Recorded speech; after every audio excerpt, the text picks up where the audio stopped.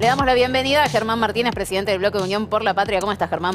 ¿Qué tal? Muy buenas tardes. Gracias por venir. Hace un ratito salió un comunicado, una nota ya del Bloque de Unión por la Patria, metiéndose de lleno en el debate por el presupuesto 2025, pidiendo que, bueno, vayan distintos funcionarios a explicar de qué se trata este presupuesto. Contanos un poco. Sí, estuvimos al mediodía reunidos con los integrantes de nuestro bloque en la Comisión de Presupuesto y Hacienda. La máxima autoridad de nuestro bloque en la comisión es el diputado Carlos Heller. Y quedamos en esto, que íbamos a presentar una nota a las autoridades de la Comisión de Presupuestos, a José Luis Esper claramente, para que funcionarios, directores de empresas, pero arrancando por el ministro Caputo y por el presidente del Banco Central, puedan efectivamente estar en la Comisión de Presupuesto. No es un capricho, tiene que ver con que una de las cosas que también queremos que se explique en la Comisión de Presupuesto es este pase de deuda del Banco Central al Tesoro a través de distintas maniobras que se fueron haciendo durante todo este año y para ver cómo está computado eso en el presupuesto. Además queremos obviamente saber ministerio por ministerio la situación de cada uno de los financiamientos a nivel de programa, subprograma y actividades, ¿no? En particular, hoy también tuvimos una reunión de la Comisión de Educación por otros temas y allí ya hicimos el planteo de ese artículo que suspende la aplicación del artículo 9 de la Ley 26.206, que es la Ley de Educación Nacional, que es la que garantiza el financiamiento nacional para las políticas educativas, y del artículo 52 de la Ley de Educación Técnica, que es la que en su momento, en el año 2005, creó un fondo para mejorar y sostener y mejorar el equipamiento de las escuelas técnicas. Eso lo quiere suspender mi ley. Bueno, hoy estuvimos también ya planteando en la Comisión de Educación que queríamos un debate a fondo sobre la cuestión presupuestaria aplicada en este caso a la política educativa. ¿Qué pasa si no sale el presupuesto este? Bueno, hay algunas lecturas, ¿no? Primero, la ley de administración financiera es la que dice que en el caso de no contar con una ley de presupuesto, el Poder Ejecutivo puede reconducir el presupuesto anterior. 2 años consecutivos. Bueno, no dice 2 años. No, eso lo digo yo. Digo, está bien. Sucedería. Sí, sí se puede hacer 2 años. ¿Para qué? Por eso yo estaba diciendo, esa ley es del año 92. Sí. Y es una ley que venía a ordenar el desorden presupuestario de los años de hiperinflación.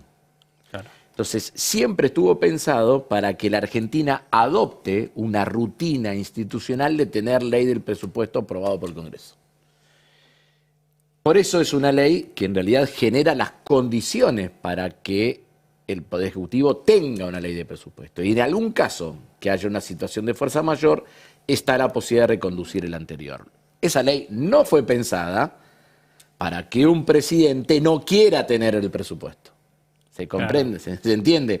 Una cosa es que exista alguna situación de fuerza mayor que amerite o inclusive el rechazo, como nos pasó a nosotros en el año 2022. Claro. Si hay un rechazo, vos agarrás y decís, bueno, efectivamente avanzo. Pero ya habiendo hecho uso de esa posibilidad, esta ley no fue pensada para eso. Alguno dirá, tendrá una interpretación más laxa o una interpretación más estricta. A mi criterio, la ley es la ley y el espíritu de la ley. Y el espíritu de la ley no estaba pensando en los Milei de la vida. Claro. Estaba pensando en otro momento histórico de la Argentina. De todas maneras, yo te digo, cualquier análisis de posición definitiva respecto a dictamen de comisión y tratamiento de nuestro bloque, yo creo que le ordena la vida a Milei. Si yo hoy te digo, le vamos a aprobar todo, le vamos a rechazar todo, Milei aplaude porque ya tiene el negocio hecho. Digamos, Claro. Nosotros nos queremos meter a fondo en la discusión del presupuesto y después vamos a ir viendo cómo se da el debate en la comisión. Porque para el gobierno, por un lado, algunos te dicen, nos conviene que nos rechacen el presupuesto, porque trabajamos a discreción con los fondos y además ganamos la batalla política de que lo que pasa es culpa de la oposición que no lo votó. Sí, porque está reganando las batallas políticas comunicacionales del gobierno. ¿Cómo viene con la batalla comunicacional del gobierno? Lo hablamos la última vez que estuvimos, hace un mes y medio más o menos acá, lo hablamos. Y ya se percibía que había batalla comunicacional del gobierno que no venía ganando, ¿no? Entonces me parece que cuando uno insiste con el chamullo, con el discursito, y no tiene en cuenta cómo van variando las coyunturas políticas, me parece que es un error. Ahora, si fuera que el gobierno no quiere, ¿para qué junto a los gobernadores? Claro. ¿Por qué está haciendo lo que quiere hacer? A mí me parece que el gobierno quiere un presupuesto, pero quiere el presupuesto de ellos, sin que nadie le toque nada. Y no sé si ese va a ser el escenario. Y ahí vamos a ver qué es lo que pasa. Vamos a ver. Por eso es importante lo que hoy hicimos. También va a demostrar la vocación y la predisposición que tiene el Ejecutivo de que se discuta en serio el presupuesto. ¿Va a venir Caputo? ¿Va a venir el presidente del Banco Central? ¿Van a venir los ministros? ¿Van a venir los secretarios de Estado? ¿Van a venir los titulares de las empresas? Ahí vamos a ver si efectivamente hay un deseo real o no de tener una ley de presupuesto. Hoy se ponía en duda de la ida de Caputo. Así como está, ¿es votable el presupuesto? Pero por eso te vuelvo a insistir. Yo te respondo eso y te digo, no, esto es invotable, y Milei aplaude. ¿Entendés? Entonces también nosotros tenemos que empezar a tener un poco más de ductilidad política en estas cosas, ¿no? Entonces, el proyecto de presupuesto que envió, a mí me parece, ya desde el punto de vista de los supuestos macroeconómicos, que son las variables principales sobre las que se construyen la hipótesis de recursos disponibles y gastos proyectados, a mí me parece que no cierra, no me cierra una recuperación de 5 puntos de la economía con un retroceso tan brutal como el que se está viviendo. Hoy salieron los datos del segundo trimestre de ya caída acumulada de 3.4, ¿no? 3.5. 3.5, perdón. Sí. 3.5 puntos del Producto Bruto Interno, ¿no? Entonces, no me cierra una recuperación casi de 4 puntos del producto este año, en caída el año que viene creciendo 5, pero al mismo tiempo teniendo un correlato, ese salto muy tenue en las importaciones, cuando hay una elasticidad entre el crecimiento de la economía y las importaciones que reclama el sector industrial. Y si crecemos 5 puntos, no me cierra este esquema de cómo tienen valoradas las importaciones. Me parece que tienen sobreestimadas las Expo, subestimadas las Impo, para que le quede un colchón de dólares, que es lo que ellos están queriéndole mostrar al fondo que van a poder pagar, ¿no? Claro. Entonces digo, a mí me parece que el presupuesto está armado para decirle al fondo y a los tenedores privados de deuda vamos a cumplir. Y a partir de ahí armaron el resto de las variables. Claro. ¿No? Entonces por eso, pero esta cosa la tenemos que ir a discutir a fondo en la Comisión de O Presupuesto. sea, lo que yo entiendo es que Unión por la Patria lo que va a hacer es, ok, esto no es invotable, vení, vamos a negociar. O sea, No te estoy diciendo ni negociar ni invotable, no agregue No, calificaciones esto, que por eso lo digo yo, no por eso estoy lo digo haciendo. yo. Yo lo que quiero es discutir a fondo el presupuesto. Y Bien. vamos a discutir a fondo el presupuesto en la Comisión de Presupuesto y lo vamos a hacer también en forma descentralizada y territorializada. Porque el zapato no aprieta en el mismo lugar en cada una de las provincias argentinas. Claro. Y además de todo eso, los sectores económicos afectados tampoco son iguales. Te pongo un ejemplo. Esta mañana yo estuve con uno de los directivos de, valga la redundancia, el Consejo Directivo de la Asociación de Magisterio Maestro vinculada a la Educación Técnica, ¿no? AMET. Y el golpazo que le pegan a las escuelas técnicas es infernal. Primero que desaparece el fondo vinculado a la educación técnica, eso implica 0 pesos de equipamiento de actualización tecnológica en todas las escuelas técnicas de la Argentina. La red que tienen las escuelas técnicas en toda la República Argentina es enorme. Y en cada uno de esos lugares tiene que haber un compañero nuestro dando el debate sobre el presupuesto. Nosotros vamos a encarar este presupuesto no solamente técnicamente, políticamente en la comisión, sino que vamos a dar el debate en cada uno de los sectores productivos y en cada uno de los territorios. ¿Crees que lo del domingo, la presentación, el show este que hizo el presidente en el Congreso, fue una batalla comunicacional perdida, de estas que decía antes que el gobierno viene No perdiendo? sé si perdía, pero que no le salió bien, no le salió bien. No. Me cuesta evaluar hasta con nosotros mismos, ¿no? Qué es lo que uno gana, lo que pierde. Siento que a veces esos análisis son excesivamente, siempre son subjetivos, pero en esto ya son excesivamente subjetivos. Es como que depende de la gana que vos tenés de ponerle a las cosas, ¿no? Sí, creo que no le salió como él esperaba una mejor performance en el recinto, él esperaba una mejor reacción de la política y él esperaba un mayor acompañamiento en la sociedad. Bueno, yo creo que no tuvo ninguna de las 3 cosas. Después, si ganó o perdió, bueno, Claro. habrá que ver con cuáles eran los objetivos que ellos puertas para adentro planteaban, ¿no? Y ahí te voy a consultar. Hoy hubo, como todos los miércoles, una una movilización. Los jubilados se reunieron ahí en el Congreso. Vos estuviste, gasearon a algunos de los jubilados que estuvieron ahí. Muchos de ellos estuvieron también ayer en la Quinta de Olivos, donde se estuvo dando, hablando de las expectativas que pone el presidente, una cena con un número muy preciso de invitados, que falló ese número de invitados y por lejos falló, tuvo como 15, 16 menos de los que el presidente estaba esperando. ¿Qué pasa? Contanos primero con qué te encontraste hoy cuando fuiste al Congreso y después qué pensás de eso que sucedió ayer. Finalmente hubo un solo radical, faltaron algunos del PRO, pero bueno, Milei les dijo algo así como, nosotros los que estamos acá mantengámonos unidos, porque somos poquitos y necesitamos hacer fuerza. Bueno, sobre lo de hoy, primero, más allá de la centralidad que ha tenido el tema de jubilaciones en la agenda parlamentaria del último mes y medio, 2 meses, hay que recordar a todos que todos los miércoles de hace años y años hay una movilización de jubilados. Yo, de hecho, he participado de muchas de ellas sin necesidad de que esté el tema en agenda, ¿no? Hoy me pareció importante, además, acompañar, porque veníamos de la reafirmación del veto la semana pasada, entonces me parecía que había que estar especialmente. Estuve casi al final de la marcha y me quedé todo el tiempo. Hubo en un solo momento una rispidez que efectivamente terminó en jubilados y trabajadores golpeados, inclusive alguna rociada de gas que afectó a una diputada, la diputada Biasi de la izquierda. Donde yo estaba en la caminata no me enteré, los que estábamos ahí cerca no nos enteramos, esas cosas que tenés, había 110, 120 metros entre el arranque y el final de la marcha y no nos enteramos después de los acontecimientos, no se generó una corrida o situaciones como otras veces. Lo que sí, de nuevo, era absolutamente desproporcionado el operativo de seguridad, ¿no? Porque es una rutina que el gobierno de la ciudad, con la policía de la ciudad, lo tenía siempre bien administrado, siempre. Desde que empezó a venir las fuerzas federales mandadas por Patricia Bullrich, se desordenó todo. Llamativo como le entregaron metros de la ciudad, bastantes metros de la ciudad a la federal, pero vos ¿no? sabés que era todos los miércoles venía uno del gobierno de la ciudad, un policía del gobierno de la ciudad, venía, se ponía al frente, daban la vuelta a la manzana, terminaba y chau. Desde que empezaron a venir las fuerzas federales de Patricia Bullrich, en las 3 ocasiones se armaron 3 quilombos, digamos, ¿no? Lo cual está claro a qué está yendo la policía de Patricia Bullrich, ¿no?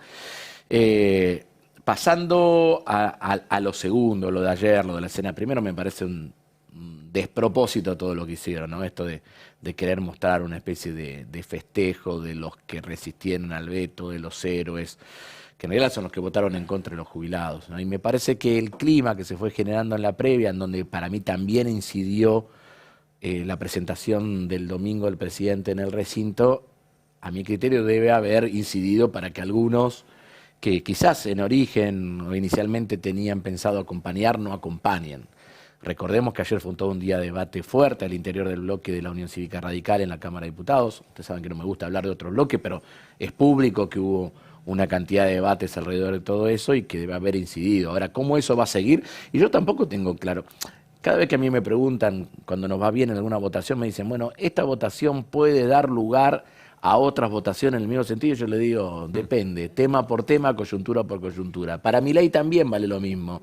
Lo que juntó Milei la semana pasada, ¿los tiene asegurados? No, depende, tema por tema, coyuntura por coyuntura. Yo no sé si es el mismo escenario, el de jubilaciones, que la cuestión de un potencial veto a la ley de financiamiento universitario. Hay que ver. Antes de meternos ahí con universidades, para conocer vos que sabes mucho del tema del Congreso, pareciera, pues Milei está poniendo toda la carne al asador, y no lo digo por la comida de ayer, pero justo, como que está haciendo todo lo que puede para conseguir 1/3 de la Cámara, solo 1/3, ¿no? ¿Y qué puede hacer con ese tercio? Evitar un potencial juicio político, sostener un veto, pero además también cambiar un poco la dinámica y la lógica parlamentaria, en donde 87 diputados te pueden decidir que es una ley y que no, ¿no? Porque vos tenés un diputado más y ganás y podés sancionar o darle media sanción a una ley, pero de golpe te la veta el presidente y necesitas 2/3. Entonces ya una ley para hacer ley pasa a necesitar 2/3, no una mayoría simple. ¿Se está cambiando la lógica hacia ese camino o fue algo simplemente circunstancial? Partamos de la base que esa lógica es la lógica que pensó el constituyente, ¿no? Así está en la Constitución Nacional. Es decir, para aprobar necesitas mayorías simples o agravadas con 129, o sea, la mitad más uno de los miembros de la Cámara de Diputados, y en un caso de veto, la insistencia, en realidad siempre se pensó que esté a favor del Ejecutivo. Nosotros tenemos un sistema presidencialista y la Constitución acompaña ese espíritu presidencialista que existe en la Argentina. Yo creo que él quiere mostrar dos cosas. Él quiere mostrar, por eso yo no estoy tan convencido de que él no quiera un presupuesto. Yo creo que él le quiere mostrar al Poder Económico y al Poder Financiero, al Fondo Monetario Internacional y a los tenedores privados de deuda, que hay muchos de ellos que son grupos de inversión amigos de él, ¿no? Pensemos los que entraron en las deudas en dólares en el tiempo de Macri, ¿no? Yo creo que él le quiere mostrar que puede tener la mitad más uno para es un debate similar de la ley bases. Determinadas iniciativas. Pero si hay alguien que intenta otro plan, él puede vetar y resistir el veto. Yo creo que son las dos cosas las que quiere Milei.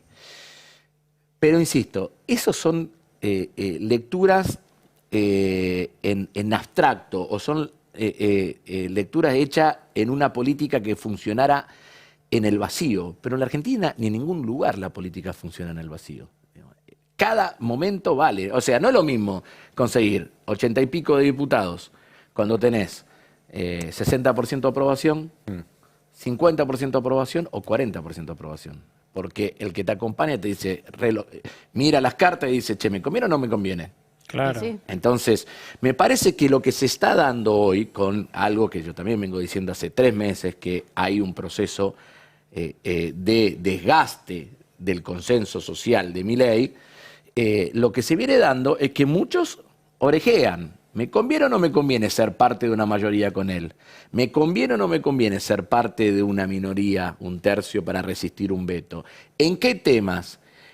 ¿Con qué electorados entro en contradicción? ¿Hasta dónde la regla fiscal es muy estricta, por ejemplo, jubilaciones, o no tan estricta, porque en realidad la ley universitaria es el 0,14 del producto? ¿No? Entonces, cada tema va a merecer un análisis en particular, lo cual eso también abre una ventana de oportunidad a la política hecha desde nuestro bloque. Si estuviera todo cristalizado, sería más difícil. Te llevo a la ley de financiamiento universitario, que es ley, y Milei está analizando vetarlo. No está muy claro si lo va a vetar todavía, parece que sí. ¿Cómo lo ves vos desde el Congreso? ¿Puede haber esta vez sí una insistencia como no se pudo con la ley de movilidad jubilatoria? Bueno, yo analizo el resultado de la votación y nosotros arrancamos un poquito más atrás que la votación en diputados de la ley jubilatoria. Ahora, hubo más ausentes, hay que ver, porque estuvo menos tensionado el recinto ese día. En realidad, cuando está tensionado el recinto hay poco ausente, no deja margen para que alguien no venga. En cambio, cuando está más distendido, o se consigue fácil una mayoría, alguno viene, o por ahí si tiene alguna cosa, no necesariamente está presente. Entonces, me parece que vamos a recuperar presentes, vamos a tender a estar cerca en un número, yo creo que vamos a poder estar por arriba del número obtenido en la ley de jubilaciones. Y vamos a ver de nuevo cómo juegan, ¿no? Los diputados radicales que dijeron no a el aumento a los jubilados, ¿van a decir que no en esta? Sería raro un radical diciéndole que no. Los diputados de las provincias, Salta, Misiones, Tucumán, Neuquén, Río Negro, que habían votado a favor de los jubilados en junio, que se abstuvieron en septiembre para facilitarle que él llegue al tercio, ¿ahora se van a poder abstener o van a recibir también una sana presión en sus provincias por parte de toda la comunidad universitaria, que ustedes saben que tiene muchísimas ramificaciones en todos lados? A ver, no debe haber gobierno que no tenga egresados de universidades públicas. Claro. Entonces, ese tipo de y probablemente debe haber un montón de funcionarios provinciales que son docentes en universidades públicas, ¿no? Va a haber un clima, yo creo, condicionante de la posición de los diputados y las diputadas. Bueno, esperemos poder conseguir los 2 tercios para insistir en una buena ley que además tiene una aplicación muy puntual, que es sobre el ejercicio presupuestario 2024, porque lo del 2025 se discute en la ley de presupuesto. Claro, te veo y te escucho optimista, o sea, si te escucho a vos es los 2 tercios en diputados, en insistencia, pareciera que va a estar. No, yo dije que podemos estar cerca y va a depender de que todos repitamos el voto, va a depender de que los que estuvieron ausentes estén presentes y de que algunos no le peguen una panquequeada como le pegaron en lo de jubilación. ¿Cómo Se viene aprobó el- con 142 votos en su momento esta ley y Sí. estaba viendo quién del radicalismo, que obviamente a todos nos llama la atención, hubo una abstención que fue Monti, si no me falla la memoria, lo emparentan bastante con el discurso de Milei, y los 5 ausentes que estuvieron del radicalismo, particularmente la gran mayoría de esos 5 fueron los que acompañaron al presidente con En el el tema de los veto. jubilados o se sacaron la fotito y demás. Después discursivamente no sé cómo hacer para sostenerlo, ¿no? Y Universidades tuvo una marcha de 1 millón de personas. Claro, también. ¿Cómo está hoy el diálogo con los otros bloques? En general eso tenemos un buen diálogo, no siempre coincidimos en los posicionamientos políticos. Venimos de algunos ejercicios de coincidencia, ¿no? Venimos del tema jubilaciones, venimos del tema universidades, venimos de rechazar el DNU de los 105 millones de dólares para gasto reservado de la CIDE, que muchos ni siquiera creían que iba a ser posible rechazar ese DNU. Articulamos, nosotros definimos primero y después los otros bloques terminan tomando una posición similar el domingo respecto a la presencia o no en el recinto. Sí. Terminaron todo inclinándose a algo bastante parecido a lo nuestro, que es que vayan los integrantes de la Comisión de Presupuesto. O sea, diálogo y articulación hay. Después hay que ver también, coyuntura por coyuntura, cómo están, en qué situación se encuentran. Hay muchos de ellos que tienen que ver o tienen vinculaciones con distintos gobernadores, ese clima no siempre es el mismo. Entonces me parece que hay que ir viendo cada uno. Esta semana me parece que después de lo del Milei el domingo y la reunión que hubo por Zoom con algunos gobernadores, está todo el mundo como esperando que se empiece a mover el debate presupuestario. Nosotros hicimos el pedido que estamos haciendo. Esperemos que en algún momento hasta inclusive convoquen a Heller, que lo convoque Espera Heller para ver cómo acomoda el cronograma. Nosotros hacíamos eso, cuando Heller era el presidente de la Comisión de Presupuesto, la principal referencia parlamentaria opositora era Luciano Laspina, de Juntos por el Cambio. Y Heller lo llamaba y trataban de ponerse de acuerdo. En algunas cosas no se ponían de acuerdo, pero había un cronograma aceptado por la oposición. Bueno, hay que ver si toman el mismo tenor y ahí veremos hasta dónde quiere que Claro. se pueda debatir el presupuesto. Hay un claro ataque del gobierno a los gremios aeronáuticos, puntualmente a la figura de Pablo Viró, y parece que es una previa al anuncio o a la intención de ir a una privatización. Aerolíneas había salido de la ley bases, pero hay proyectos que buscan privatizarla y aparentemente tiene beneplácito del gobierno. ¿Crees que eso puede concretarse? Yo espero que no. Creo que sería un enorme retroceso para la Argentina perder su línea de bandera. Creo que inclusive nosotros en la gestión cotidiana de la aerolínea durante el último gobierno, bueno, lo ha dicho Pablo Siriani en innumerables lugares, de que terminamos sin necesidad de una asistencia adicional del Tesoro para aerolíneas. Sí. Y me parece que eso era un elemento positivo. Ahora, si vos provocas una caída tan brusca en los salarios y en los ingresos de los argentinos y las argentinas, provocás una recesión como la que tiene la Argentina, es lógico que los pasajeros transportados bajen. Si encima renunciás a rutas que eran rentables para la República Argentina, no solamente en términos de conectividad interna, sino también de conectividad internacional. Y hay vuelos que nadie sabe por qué Aerolínea renunció a esa ruta. En realidad sí se sabe, es para dárselo a un privado. Digamos, ¿no? Y además de todo eso, vas a un enfrentamiento con los trabajadores tan brutal. Bueno, me parece que el escenario del sistema aerocomercial en general y de aerolínea en particular es distinto.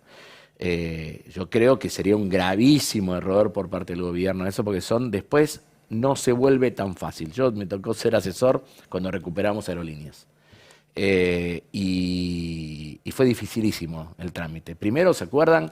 Con la cantidad de veces que hubo que capitalizar a la empresa, porque la empresa estaba en manos privadas y fundida, y nosotros ese sí que era un estado complicado, que tenía que andar solventando del Tesoro a una empresa privada para que no se caiga, hasta que terminamos haciendo la recuperación completa. En aquel momento recuerdo que hubo una gran tarea del ministro Tomada y de otros ministros, el ministro Devido, bueno, la decisión obviamente primero de Néstor Kirchner, después de Cristina Kirchner, de avanzar en ese sentido.